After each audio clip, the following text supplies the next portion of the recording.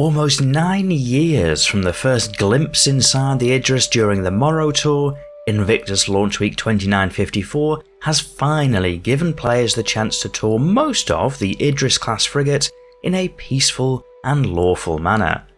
Most of the innards have been laid bare, and to those interested in what capital ships might end up like in Star Citizen, it's pretty exciting. I'm Forrester, and this video will showcase some of the sights to see during the Idris tour granted during Fleet Week 2954. After some deliberation, this isn't intended to be the same type of ship tour that you might find on a ship review video. Instead, this will be more akin to a location spotlight, focusing on some of the main sights to see during the video. And the first of those sights has to be from the outside, which is the monstrous railgun attached to the bow of the military variant of the Idris. It's enough to immediately respect this big ship.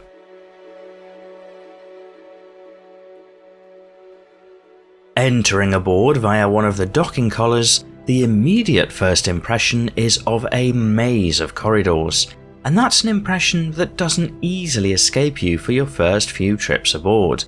Whilst there are markings on the ceiling and floors to give a semblance of direction, given the size of the Idris, it takes a while to learn exactly where you're going.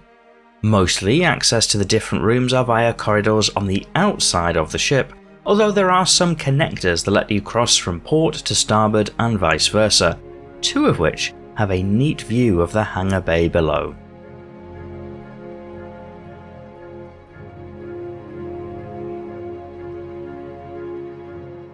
The main deck of the Idris is where you'll find most of the goodies.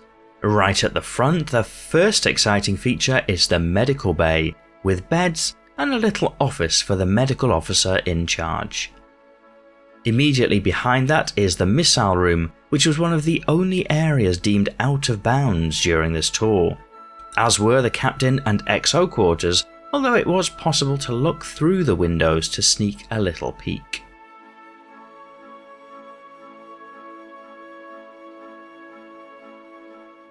Amidships, the mess hall, bathroom and crew bunks are located.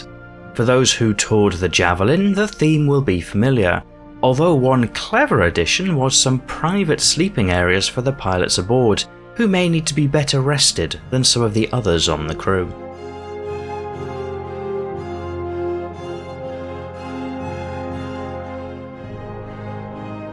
Also amidships is the cargo bay, which may not be quite as large as many were expecting for such a big military ship, but the Idris clearly prioritised making room that could be used for spacecraft in the hangar bay instead. The cargo bay houses 2 lifts which drop down to that main hangar bay for efficient loading and unloading.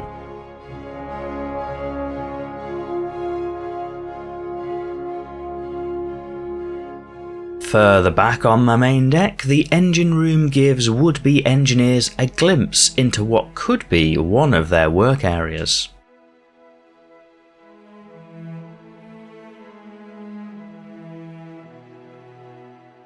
And right at the back of the main deck is the briefing room, with perhaps a surprisingly long route to get back to the flight deck or pilot ready rooms. Still, for those role players out there, this may be a particular highlight.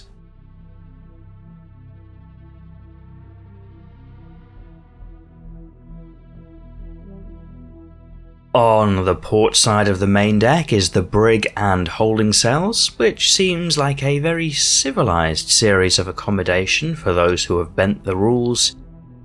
And mirrored on the starboard side is an armoury and shooting range, which seems a little extravagant, but definitely ticks the cool factor nonetheless.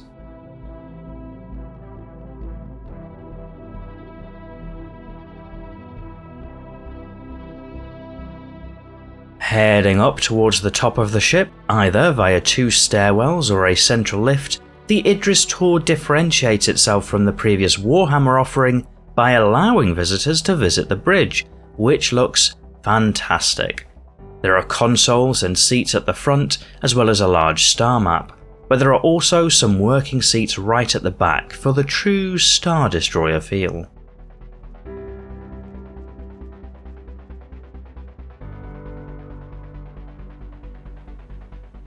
Below the main deck and on the way to the hangar bay is the control room or PriFly and the pilot ready room on opposite sides of the ship.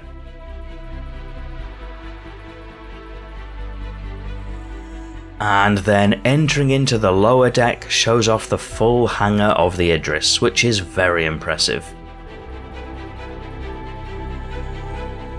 With doors at the front and back, the walls are clearly marked that there is a direction of travel expected, with landing craft coming in through the rear and departures through the front. It does seem that simultaneous launch and recoveries may be difficult, but that's not dissimilar to some smaller contemporary carriers, and serves as a reminder that the Idris is primarily a frigate rather than a dedicated carrier by designation. Still, this main flight deck is wonderfully impressive, and certainly signals a degree of excitement for Squadron 42.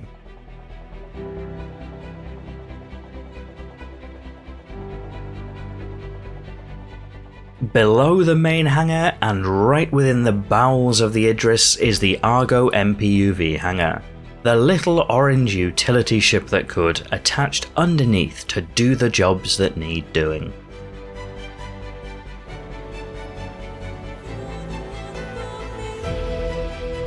All in all, it was great to see some more of the Idris, with almost the full ship available for touring.